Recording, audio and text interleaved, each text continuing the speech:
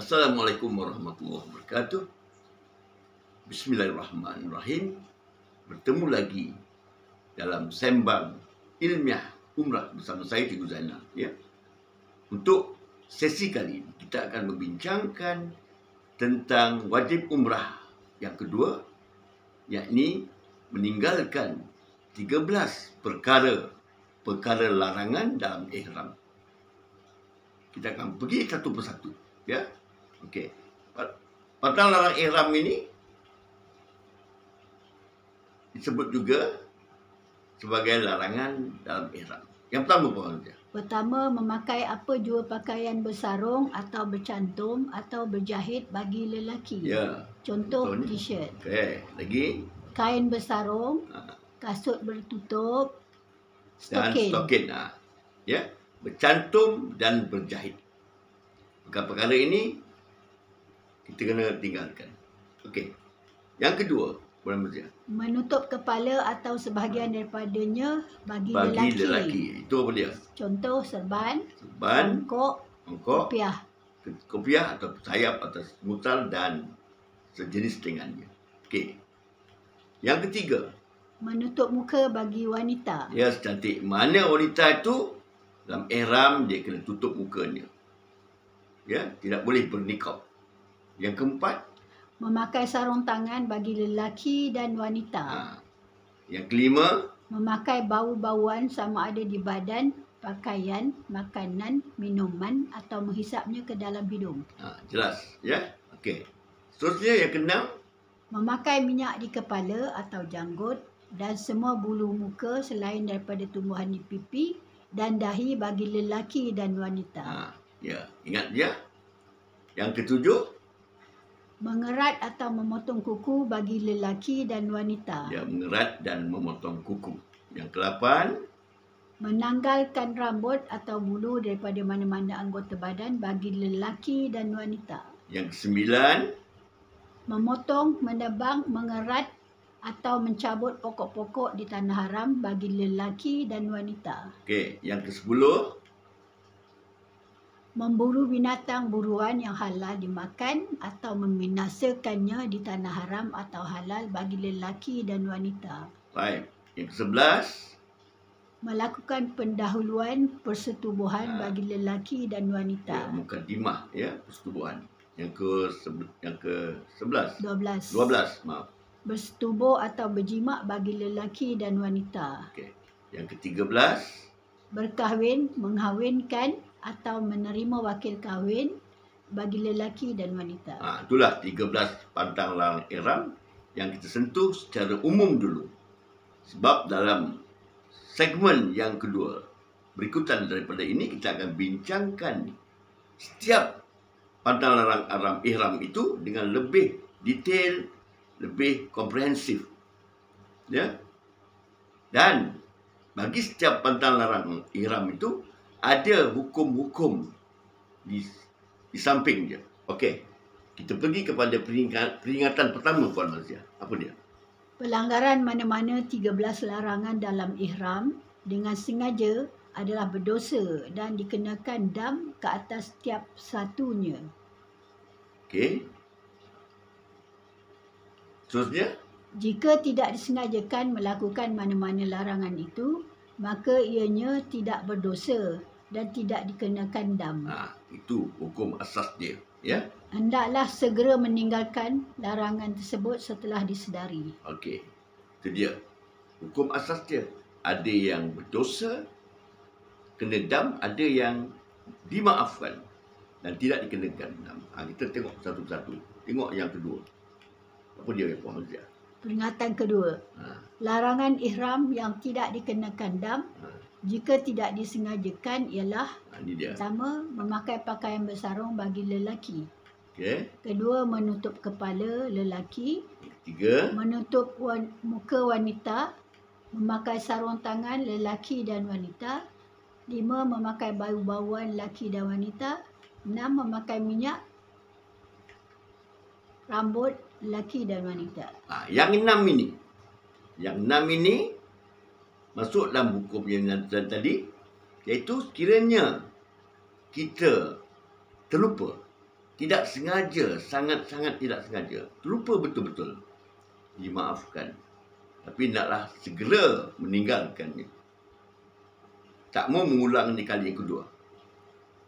Dia dianggap agak ringan sedikit sebab kalau kita benar-benar lupa, tidak dikena dam, tidak berdosa dan tidak dikenakan dam.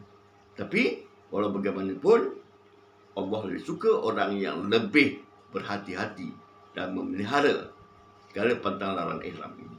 Okey, itu yang kedua. Okey, kita tengok pula peringatan yang ketiga. Peringatan ketiga. Pelanggaran pantang larang ihram yang akan dikenakan dam sama ada sengaja atau tidak. Ini penting. Ya, ini penting ni. Ada 4 perkara ini yang jika kita lupa, ya, kita lupa, jahil, tak tahu, tidak ada kompromi, akan dikenakan dam. Jaga betul-betul yang ini. Apa dia, Puan Mazia? Pertama, mengerat kuku lelaki dan wanita. Kedua, mengerat memotong rambut lelaki dan wanita. Ketiga, mengerat tumbuh-tumbuhan lelaki dan wanita. Keempat, memburu membinasakan binatang buruan lelaki dan wanita. Ini. Ya. Mengerat kuku. Boleh tak kuku itu sambung balik? Ya.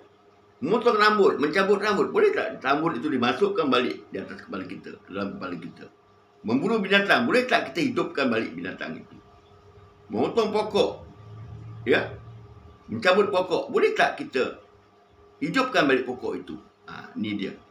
4 yang ini tidak ada kompromi.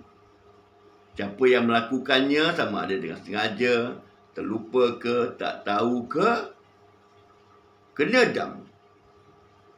Wajib dam ke atas dia. Ingat ya? Okey.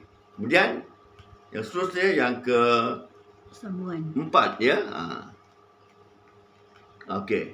Kemudian. Okey, Puan Mazia. melakukan akad nikah dalam ihram.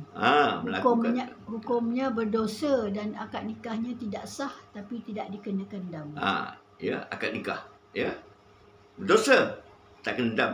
Kemudian nikahnya tak sah. Okey, yang ke-12.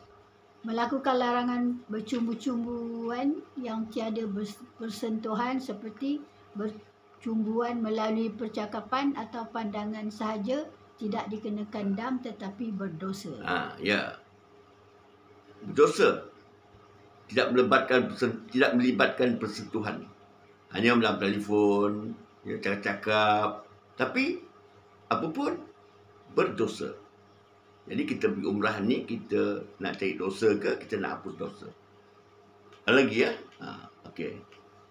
Yang kelima, pelanggaran pantang larang ihram yang melibatkan persetubuhan, hukumnya berdosa. 2, wajib mengerjakan semua rukun-rukun umrah yang belum dikerjakan. Ya. Ketiga, umrah tersebut fasad, rosak.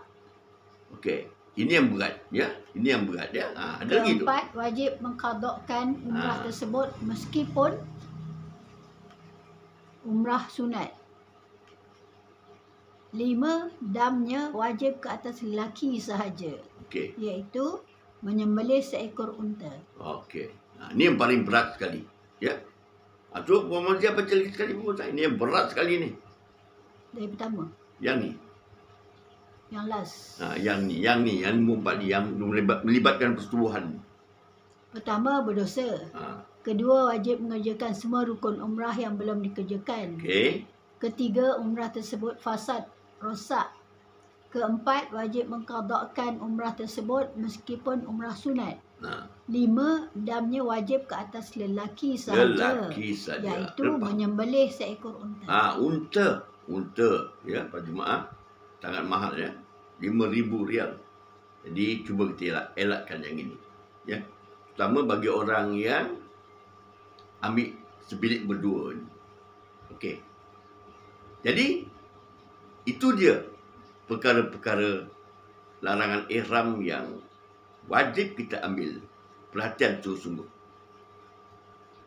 Jadi dalam siri yang akan datang kita akan bincang pula tentang implikasi dia kepada pelanggaran pantang larang ihram ini, iaitu membayar dam. Maksud yang keenam ni. Ni apa dia, Puan Mazia? Pelanggaran mana-mana pantang larang di atas bakal dikenakan dam yang berupa: pertama, penyembelihan binatang ternakan seperti kambing, kibas atau unta. Ya. Atau memberi makan 6 orang fakir miskin sebanyak 2 cupak makanan tiap-tiap seorang. Atau berpuasa 3 hari. Ni dia. Atau tu mana yang kita tak mampu menyembelih binatang ternakan, kita barulah boleh kita memberi makan 6 orang fakir miskin. Tak mampu juga, bila dah habis dah. Dah habis beli barang, shopping. Tak boleh bayar dam tu. Jadi, kita pergi yang ketiga, iaitu berpuasa 3 hari.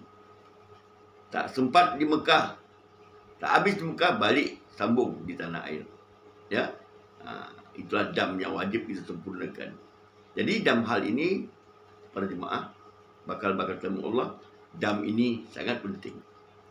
Ini adalah tanda sebagai kita melampiaskan rasa menyesal kita kerana kita gagal menjaga pantang larang ihram kita itu.